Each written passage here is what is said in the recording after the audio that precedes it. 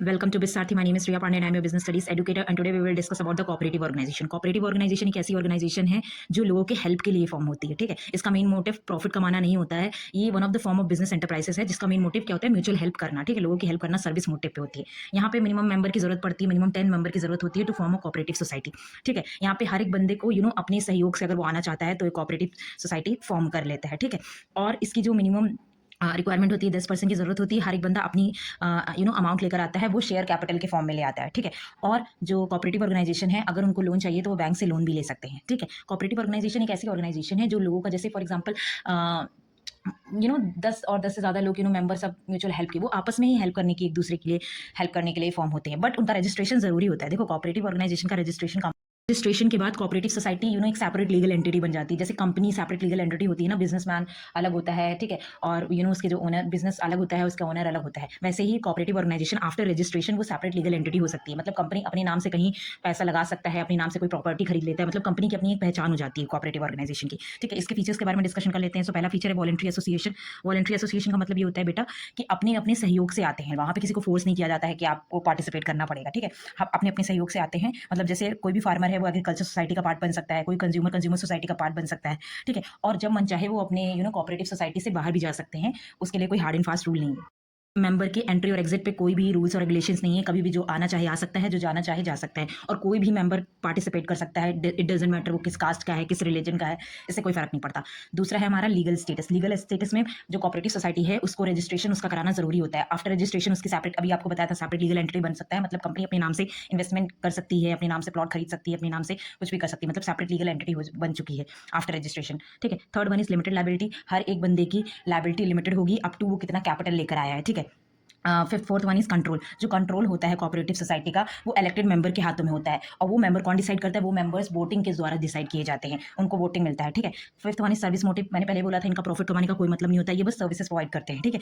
मतलब जब भी किसी पर्सन को उसी में से मेंबर में से, मान लो 10 मेंबर की कमेटी बनी है, ठीक है, उनमें से किसी पर्सन को जरूरत पड़ गई तो वो पैसा सब उसको चला जाएगा, ठीक है। The main motive of service provide करने के लिए होती है, प्रॉफिट कमाने के लिए नहीं है। प्रॉफिट उसका सेकेंडरी मोटिव है, बट पहला मोटिव कोऑपरेटिव ऑर्गेनाइजेशन। कोऑपरेटिव मतलब सब मिलके, ठीक है। इक्वल वोटिंग राइट्स होता है। ऐसा इट डजंट मैटर आप कितना कैपिटल लेकर आ रहे हो, सबको हर एक बंदे को एक वोट मिलता है। जैसे फॉर एग्जांपल मैं हो सकता है उस कोऑपरेटिव सोसाइटी में 10,000 कंट्रीब्यूट किया, किसी और पर्सन ने, किसी सेकंड पर्सन ने 20,000, किसी थर्ड पर्सन ने 50,000, या फोर्थ फिफ्थ पर्सन ने 1 लाख रुपए दिया है, बट डजंट मैटर, मेरे पास भी एक वोट है, सेकंड पर्सन के पास भी एक वोट है, थर्ड पर्सन के पास भी एक वोट है, फोर्थ पर्सन के पास, मतलब हर बंदे का अपना एक एक वोट होता है। डजंट मैटर कि वो कितना कैपिटल लेकर आया, कितना रिच है, ठीक है। सबके पास अपना वोट होता है और सब अपना वोट देते हैं, ठीक है। और वोटिंग राइट से ही सारे डिसीजन लिए जाते हैं, ठीक है। मैरिट्स क्या है, कोऑपरेटिव ऑर्गेनाइजेशन सबके पास इक्वालिटी इन वोटिंग स्टेटस, ठीक है। वन मैन वन वोट का वो हिसाब किताब यहाँ पे चलता है, ठीक है। सबके पास जितने भी मेंबर्स हैं सबके पास इक्वल राइट्स है वोट करने का और पार्टिसिपेट करने का मैनेजमेंट में, ठीक है। Second one is limited liability. अभी आपको बताया था जितने मेंबर्स हैं जितना कॉन्ट्रीब्यूशन लेकर आते हैं उतने के लिए वो लायबल होते हैं।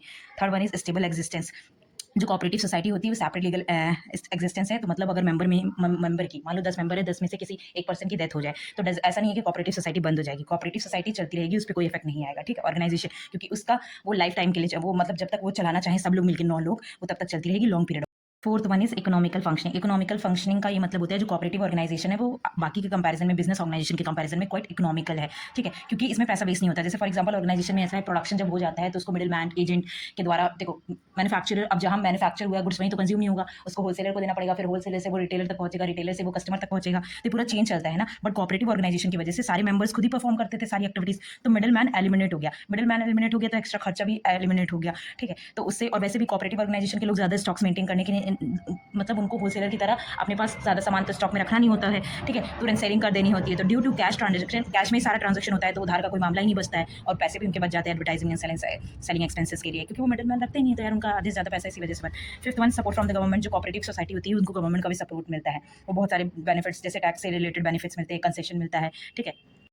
सोसाइटी के लोग हैं, गवर्नमेंट उनको बहुत कम रेट ऑफ इंटरेस्ट पे लोन भी प्रोवाइड करती है, ठीक है, अगर उनको जरूरी होती है।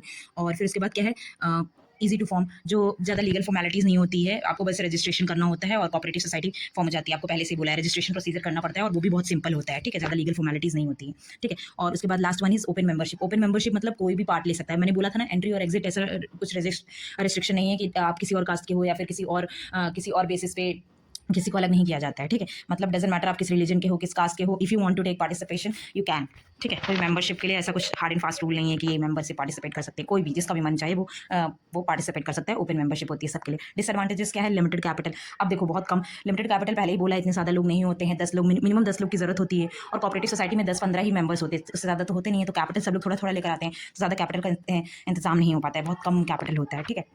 दूसरा है इनएफिशिएंट मैनेजमेंट। जो कोऑपरेटिव सोसाइटी है, ऑर्गेनाइजेशन है, उसको कौन मैनेज करता है? उसके मेंबर ही मैनेज करते हैं। सारी एक्टिविटीज़ जो है उसके मेंबर परफॉर्म करते हैं।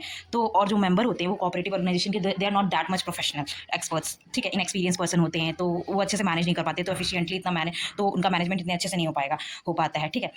और जो वो लोग होते हैं मेंबर्स के, वो इतना ज़्यादा प्रोफेशनल को हायर नहीं कर सकते, क्योंकि उनके पास सैलरी पे करने के लिए इतना नहीं होता है, तो मैनेजमेंट अच्छे से नहीं हो पाता है। Third one is lack of secrecy. Cooperative organisation होता है, वहाँ पे कोई मान लो कोई मुझे मीटिंग करानी है, ठीक है, तो डिस्कशन जो होता है वहाँ पे ओपन डिस्कशन होता है, ठीक है। तो मेंबर सब लोग होते हैं वहाँ पे, तो जो हम कोई इन्फॉर्मेशन अगर शेयर करना चाह रहे हैं तो उसमें सीक्रेसी इतना मेंटेन नहीं हो पाती जितना अपन सोचते हैं। सिर्फ गवर्नमेंट कंट्रोल, ठीक है। जो कोऑपरेटिव सोसाइटी उसमें गवर्नमेंट का कंट्रोल होता है, क्योंकि गवर्नमेंट की तरफ से उनको बहुत सारे बेनिफिट्स मिलते हैं, कंसेशन मिलता है, टैक्स में बेनिफिट मिलता है, रिबेट मिलता है, तो उसकी वजह से गवर्नमेंट का कंट्रोल भी ज़्यादा होता है इस पे। और कोऑपरेटिव ऑर्गेनाइजेशन है, उनको अपने अकाउंट्स को ऑडिट कराना चाहिए बाय द ऑडिटर्स, जो कोऑपरेटिव डिपार्टमेंट के होते हैं, और उनको अपने ऑडिट्स को सबमिट भी करना होता है, उनके अकाउंट्स को सबमिट करना होता है रजिस्ट्रार में। ये सारी जो रूल्स रेगुलेशन है उनको फॉलो करना पड़ता है उनको, ठीक है। Fifth one is difference of opinion and conflict among the member. अब यार 10 लोग हैं, ठीक है, कोऑपरेटिव सोसाइटी में 10 मेंबर है, तो 10 की सोच एक से ऐसी नहीं हो सकती ना, तो उसकी वजह से कॉन्फ्लिक्ट्स अराइज हो जाती हैं ऑर्गेनाइजेशन में, क्योंकि मैं कोई ज़रूरी नहीं है कि जो मैं चीज़ बोल रही हूँ सामने वाला भी इंसान भी मेरी बात से सहमत हो जाए। तो 10 लोग रहते हैं, तो 10 लोगों के 10 माइंड, 10 ओपिनियन होता है, सबका एटीट्यूड अलग होता है, ठीक है। तो कॉन्फ्लिक्ट्स अराइज हो जाती हैं, क्योंकि कुछ मेंबर होते हैं जिनका सेल्फिश मोटिव होता है, ठीक है। वो ये भूल जाते हैं कि हम जो कोऑपरेटिव सोसाइटी बनाए हैं वो सर्विस के मोटिव पे, हमें दूसरों को सर्विस देनी है, ठीक है, दूसरों को बेनिफिट के लिए यहाँ काम करना है। तो वो अपना सेल्फिश नेचर, मतलब अपने बारे में सोचते हैं, तो उसकी वजह से कॉन्फ्लिक्ट्स समटाइम्स अराइज हो जाती है। So that's all for today. Thank you for watching this video. Stay tuned for the next video and kindly do subscribe my channel. In the next video we will discuss about the types of cooperative organisations.